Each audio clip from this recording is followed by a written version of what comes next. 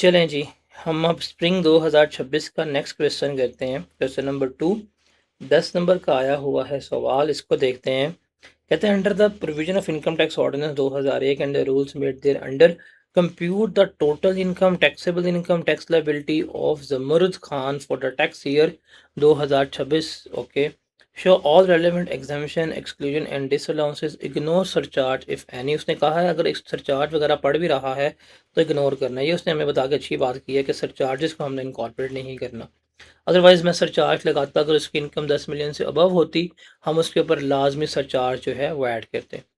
कहते हैं Jamrud Khan was employed as a production. अच्छा, उस ये चीज़ बड़ी इंपॉर्टेंट है। Assume the current date is 31 August 2026।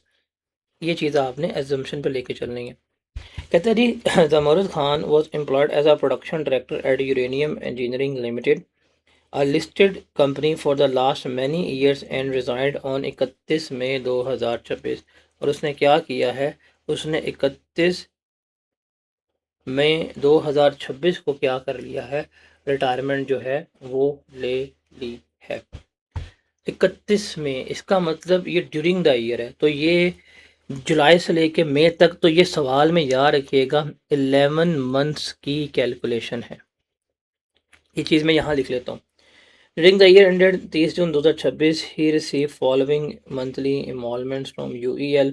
Basic salary मिली है उसको 495 की, मेडिकल अलाउंस है 60,000 का, dearness allowance to offset inflation जो है वाह मंथली मिल रहा है सारा कुछ उसको, पर मंथ है 11 से हम क्या करेंगे, मल्टीप्लाई कर रहे होंगे।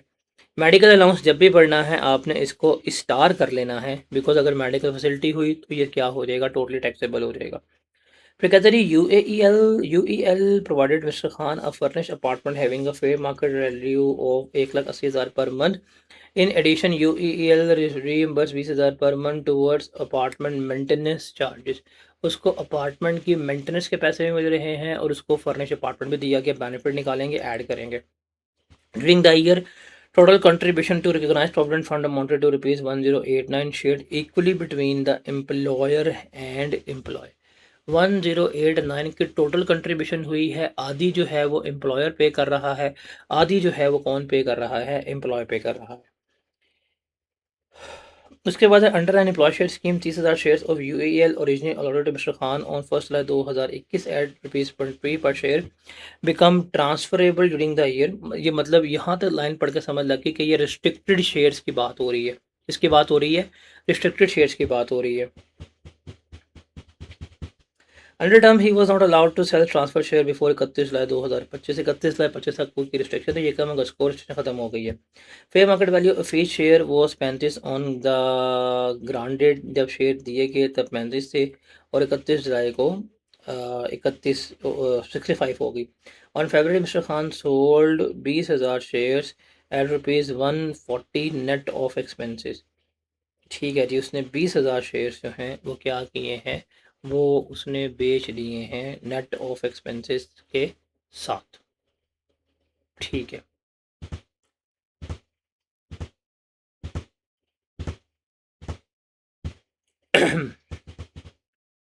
उसके बाद है due to failure to serve the mandatory 1 month notice period, UL adjusted notice period requirement against Mr Khan accumulated leave balance, consequently no leave encashment was pay to him.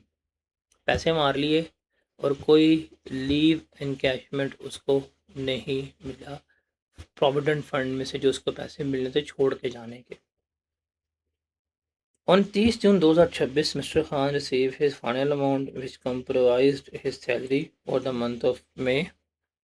The accumulated balance in his recognized provident fund amounting to rupees 17,022 million। The accumulated provident fund includes profit of rupees 2,836 credited in the respect of year tax, that is 2026। तो उसको provident fund का balance भी क्या हुआ है, मिला है। ठीक है। उसके बाद है during the year mister Khan invested 25 lakh in an improve pension fund. Khan साहब ने 25 लाख रुपया जो है वो क्या किया है, अप्रूव पेंशन फंड में लगाया है।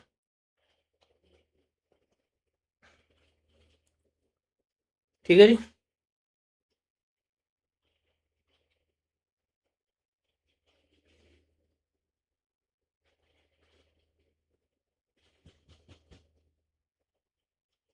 ये सवाल है, सवाल समझ आया आप लोगों को?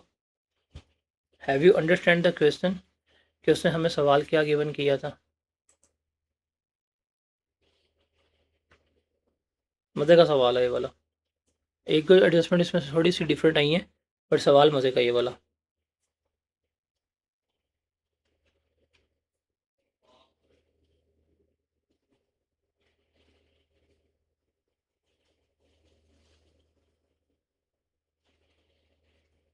अभी सवाल समझ आया, सॉल्व करें इसको।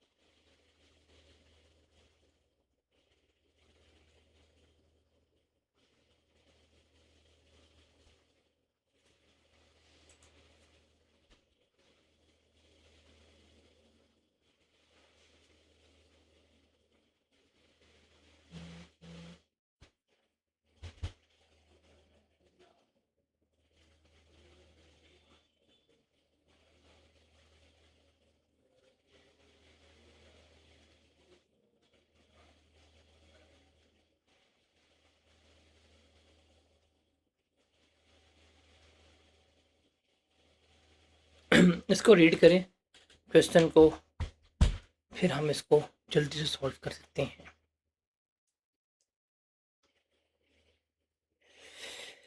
आई गेस रीड कर लिए, अब हम इसको ज़रा सॉल्व करते हैं। मज़े का सवाल है वैसे, इसमें दो एडजस्टमेंट ना मुझे बड़ी मज़े की लगी हैं। हम इसको देखते हैं। इधर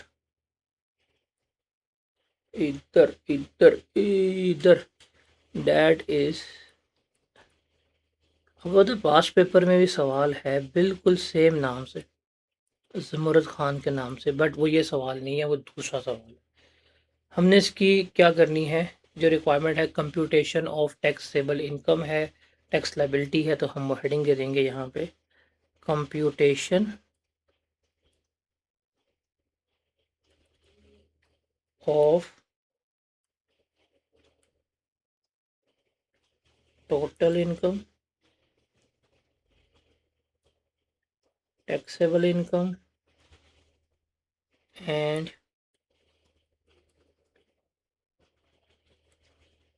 tax liability for tax year 2026। Calculator open कर लेते हैं। एक कॉलम, दो कॉलम। बेसिक सैलरी है जी 495,000 पर मंथ, और यहाँ पे हमने सवाल के शुरू में लिख लिया था कि सारा कुछ 11 महीने का है, तो हमारे पास यहाँ पे आ जाएगा बेसिक सैलरी है 495,000 इंटू 11। आप ज़रा मल्टीप्लाई करके मुझे जवाब दीजिएगा। उसके बाद है मेडिकल अलाउंस 60,000 है, और इसमें मेडिकल फैसिलिटी गिवन ही नहीं थी, और तो ये तो नॉर्मल रूल लगाएगा। मेडिकल अलाउंस है जी 60,000 पर मंथ, 60,000 इंटू 11 करेंगे, इसमें से हम लेस करवाएंगे 10% ऑफ बेसिक सैलरी।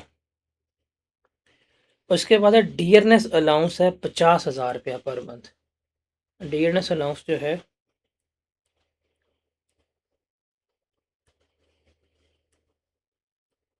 कितना है, 50,000 पर मंथ, इसको मल्टीप्लाई किया 5,50,000 आ गया।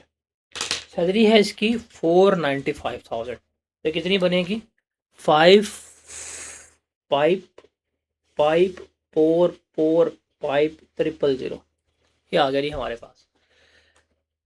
मेडिकल अलाउंस करते हैं हम। मेडिकल अलाउंस है हमारे पास 60,000, ओहो, इंटू 11, 6,60,000। इसमें से बेसिक सैलरी का 10% लेंगे, 5,4,4,5,000, इसका हम लेंगे 10%, ये आएगा हमारे पास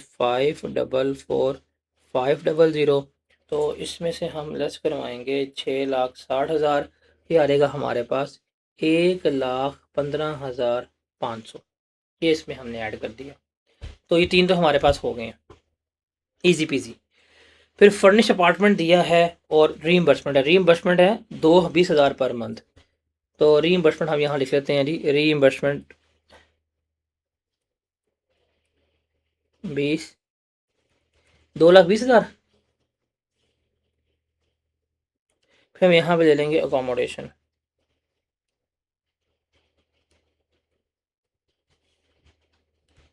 रूल क्या है, 45% ऑफ बेसिक सैलरी और फेयर मार्केट वैल्यू। अच्छा, उसने रेंट कितना दिया है? उसने रेंट दिया है 1,80,000।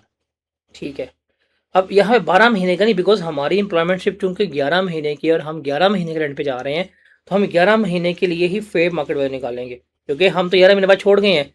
तो 11 महीने के लिए अगर 12 माह कंपेयर करूँगा सैलरी 11 माह की, तो गलत हो जाएगा, क्योंकि सैलरी यहाँ पे 11 मंथ्स की आ रही है बेसिक सैलरी। तो रेंट भी 11 मंथ्स का कंपैरिजन होना चाहिए। That should be like versus like का रूल होता है, एप्पल वर्सेस एप्पल कंपैरिजन होगा, एप्पल ओरिजिनल कंपैरिजन नहीं होगा। 1,80 को 11 से मल्टीप्लाई किया, क्या आता है जवाब? 1,80,000 इंटू 11, 19,80,000। ये बनेगा जी आपके पास 19,80,000। और यहाँ पे लेंगे 45% ऑफ बेसिक सैलरी, 5,4,5,4,4,5,000। इसका हम लेंगे 45%, तो ये आएगा 2,4,50,250। ये क्या आ जाएगा? 2,4,5,6,250। हाईएस्ट क्या है? हाईएस्ट यही है, 2,4,50,250। हम क्या करेंगे, हम इसको यहाँ पर ऐड कर देंगे, तो ये वाला पॉइंट भी हमारे पास हो गया। फिर कहता है एम्प्लॉयर कंट्रीब्यूशन हुई है पी फंड में 1089 की, तो हम यहाँ पे ले लेंगे पी फंड, एम्प्लॉयर कंट्रीब्यूशन। तो हम यहाँ पे ले लेंगे सबसे पहले पी फंड में, यहाँ पे आएगी हमारे पास एम्प्लॉय कंट्रीब्यूशन। अच्छा जी, ये है 1089,000 की, और ये दोनों ने बराबर शेयर की है। इस 1089 को 2 के ऊपर डिवाइड करें, कितना आता है? 1089,000, 1089,000 डिवाइड बाय 2, तो 545,000 है। तो ये एग्जाम्प्ट होगी, कितना बनेगा वैसे ये? 544,500। एम्प्लॉयर कंट्रीब्यूशन एग्जाम्प्ट होती है। फिर हम यहाँ पे लेंगे एम्प्लॉयर कंट्रीब्यूशन, हम यहाँ पे क्या लेंगे? Employer contribution. ये है 544,500। इसमें से हम लेस करवाएंगे, डेट इज क्या था रूल? 1,50,000 और 10% of basic salary plus dearness allowance. हाँ, रुपीज़ 1,50,000 और 10% of basic salary plus dearness allowance. हमारी बेसिक सैलरी है 5,44,500। हमें टीएनएस अलाउंस मिला है 5,50,000। तो इसका 10% लें, कितना बनता है?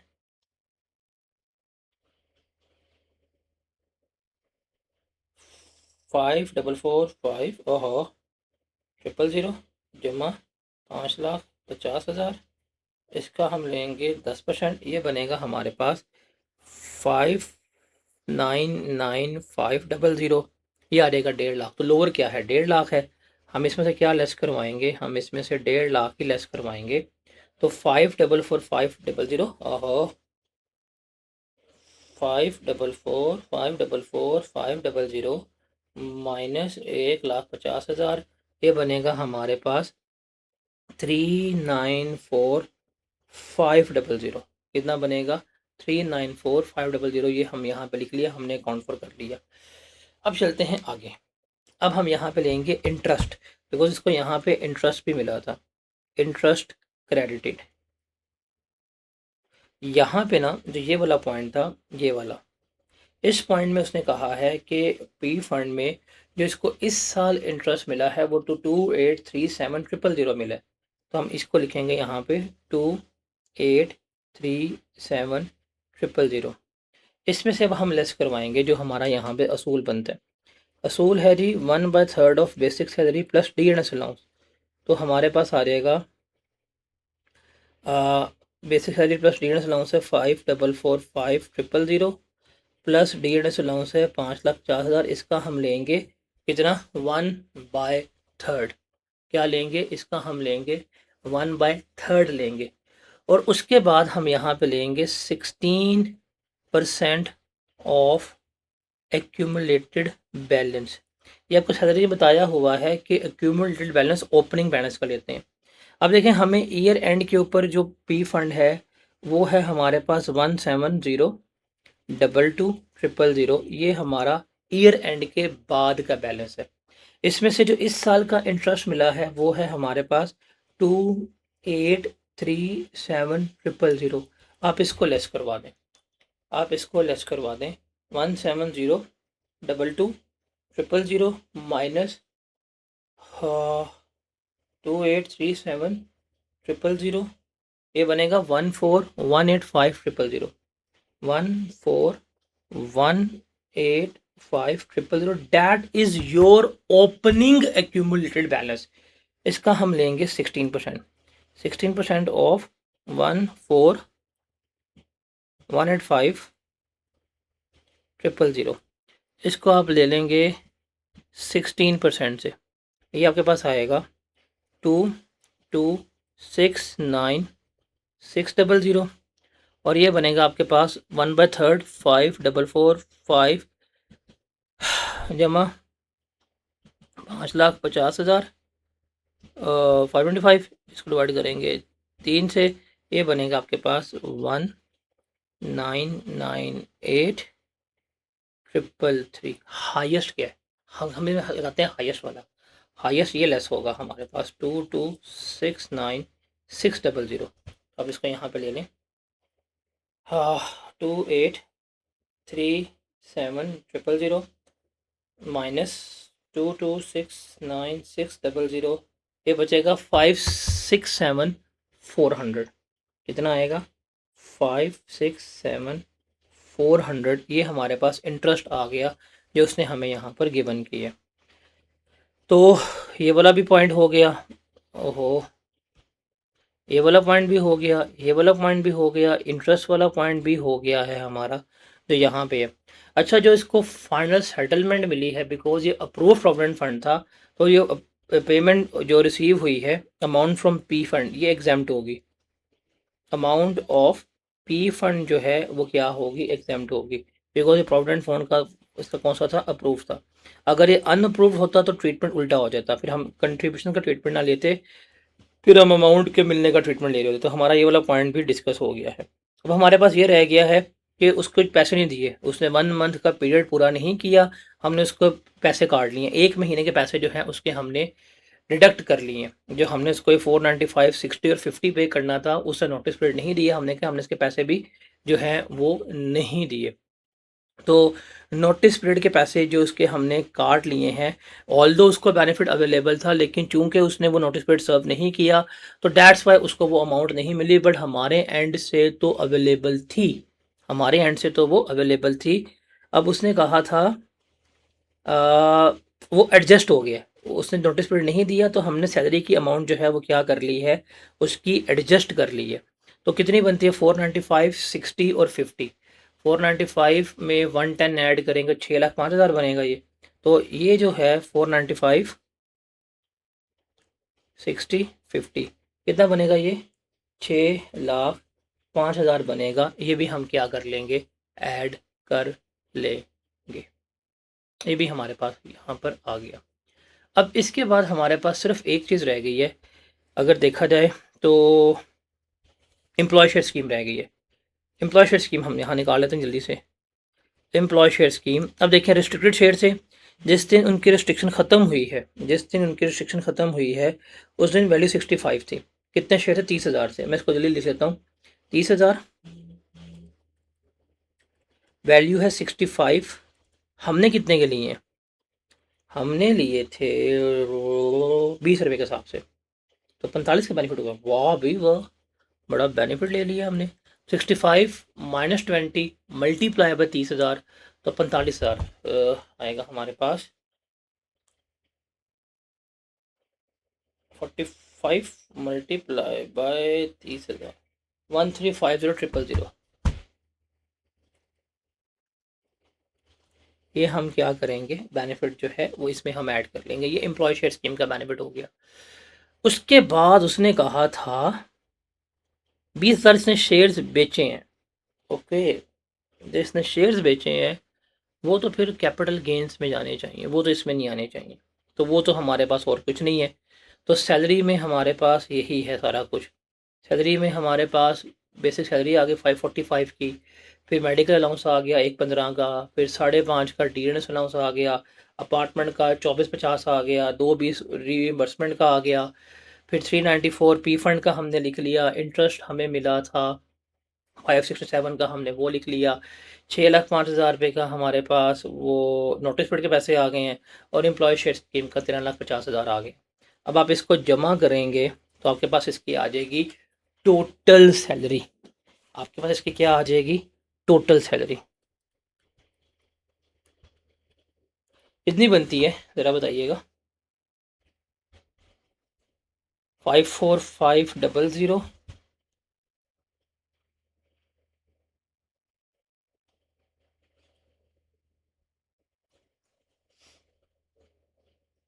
एक 15,500, 5.5, 220, 2450, 250, 394,500, 567,400, 6,05,000 और 13,50,000। ये बनेगी इसकी 11,697,650। If I am not wrong, 11,697,650 इसकी सैलरी बन रही है। उसके बाद हम इसमें यहाँ पे ऐड करेंगे कैपिटल गेन्स। वो इसने 20,000 शेयर्स जो बेचे हैं, और वो पब्लिक कंपनी के शेयर्स हैं। एजम्पशन इज डैट के वो पब्लिक कंपनी के शेयर्स हैं, कैपिटल गेन का पार्ट बन जाएंगे। और अज्यूम कर रहे हैं मार्केट बेस्ड ट्रांजैक्शन है, 20,000 शेयर्स बेचे हैं, उससे सारा एक्सपेंसेस लेस करवा दिए हैं 140 के शेयर से। इसका शॉर्टकट जो है वो हम क्या करेंगे, वो हमने अप्लाई करेंगे। हमने कहा था कि अगर हम पूरा फॉर्मूला अप्लाई करें तो हम वैल्यू का डिफरेंस ले लेंगे, जिस वैल्यू पे शेयर बेचे हैं और जिस वैल्यू पे रजिस्ट्रेशन अपलिफ्ट हुई थी उसका डिफरेंस ले लेंगे 65 के हिसाब से। तो हमारे पास यहाँ पे आ जाएगा कितना बनेगा, ये बनेगा हमारे पास 140 माइनस 65, ये बनेगा 20,000 हमारे पास। तो ये आ रहेगा 15 लाख। इसको हम इसमें जमा करेंगे।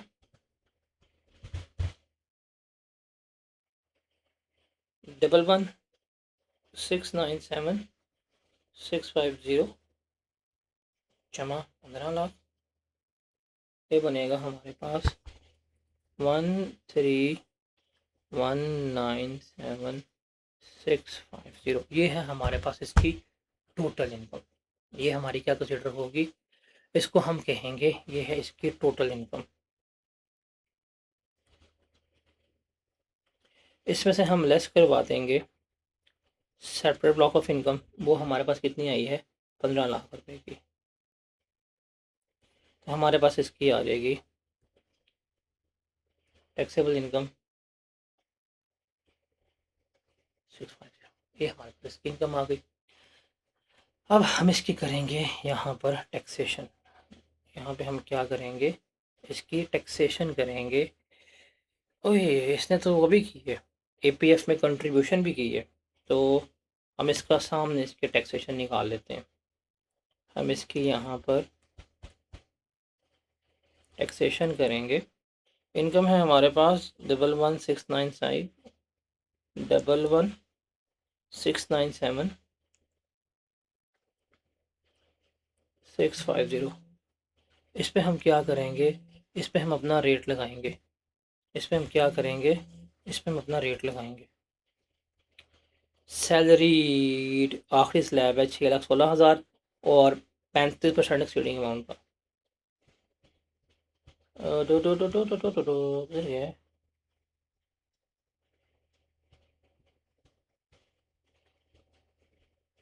6,16,000 और एक्सीडिंग अमाउंट का 35%। तो हमारे पास आ जाएगा यहाँ पर fix tax salary 6,16,000 exceeding amount है हमारे पास 41 लाख, इसका हमने लेना है 35%। तो 11697650 का इसमें से हम ये लेस करवाएं, 11697650 माइनस 41 लाख, तो ये बनेगा हमारे पास 7597,650। इसका आप लेंगे 35%, तो ये बनेगा आपके पास 265917 2659806160। ये बनेगा आपके पास 375178। ये आपके पास आ गया टैक्स। इसमें से आप लेस करवाएंगे टैक्स क्रेडिट, वो होगा a divide by b multiply by c. A आपके पास ये टैक्स लाइबिलिटी आ जाएगी 3275178।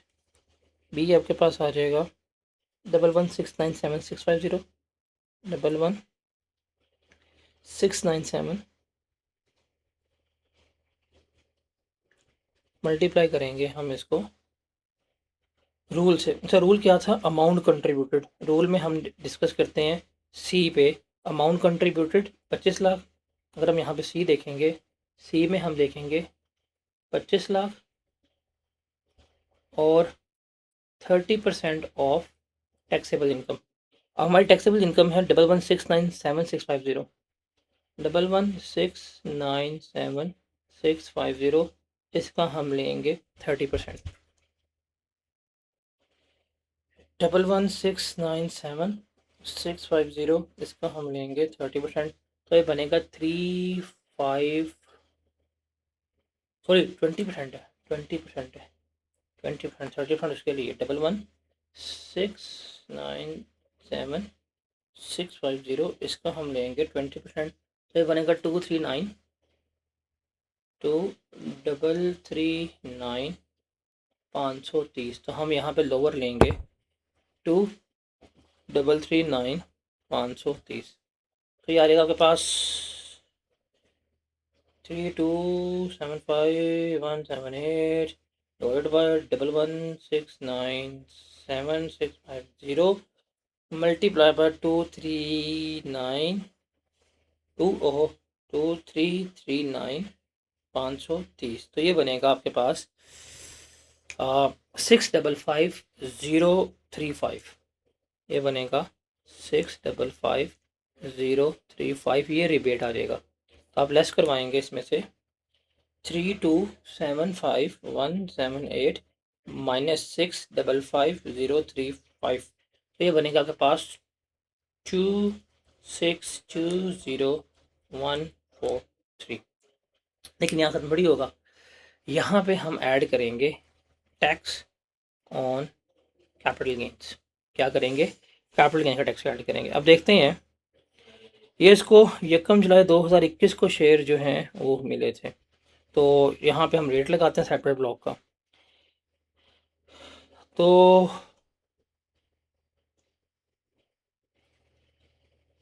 इसमें फॉल करेगा।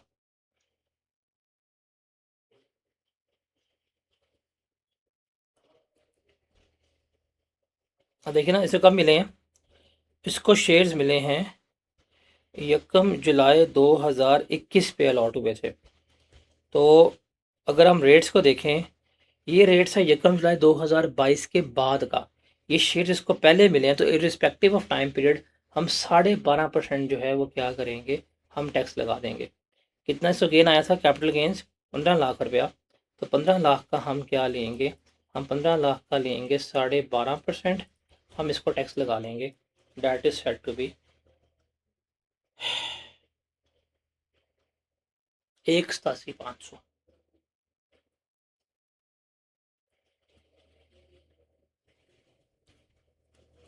2620 जमा ये बनेगा 2807643। That is your tax payable. ये क्या है आपका टैक्स पेबल कंसिडर हो रहा होगा। सो ये बहुत अच्छा सवाल था सैलरी का, like one of the best सवाल था। मेरे ख्याल से अब आपको समझ लग गया होगा, और हमने इसको सारा सवाल तफसील में पॉइंट बाय पॉइंट अंडरस्टैंड करके क्या किया है, समझा है। और ये क्वेश्चन नंबर 2 था। अगर हम एग्जामिनर कमेंट्स में जाते हैं, एग्जामिनर कमेंट्स में क्वेश्चन नंबर 2 के 54% बच्चों ने पासिंग मार्क्स लिए हैं। तो कहते हैं जी गलतियाँ जो इसमें है थी, 12 मंथ्स लिया, अकोमोडेशन पे इग्नोर कर दिया, रीइंबर्समेंट इग्नोर की है, और नोटिस पीरियड का पॉइंट नहीं लिया, पी फंड में गलतियाँ आई हैं, एम्प्लॉय शेयर स्कीम निकाली, कैपिटल गेन नहीं निकाला, टैक्स क्रेडिट जो है वो लोगों ने मिस कर दी हैं, और ग्रेड कैपिटल गेन पे गलत लगाया था। तो 54% बच्चों के इसमें पासिंग मार्क्स आए हैं, 46% बच्चों के इसमें नंबर ही नहीं है, उड़ गए हैं। तो डैट इज़ द क्वेश्चन जो हमने यहाँ पे क्या किया है, डिस्कस किया है। A good question, right now it was a good question. अच्छी कंसेप्ट की रिकॉलिंग हुई है सैलरी में से।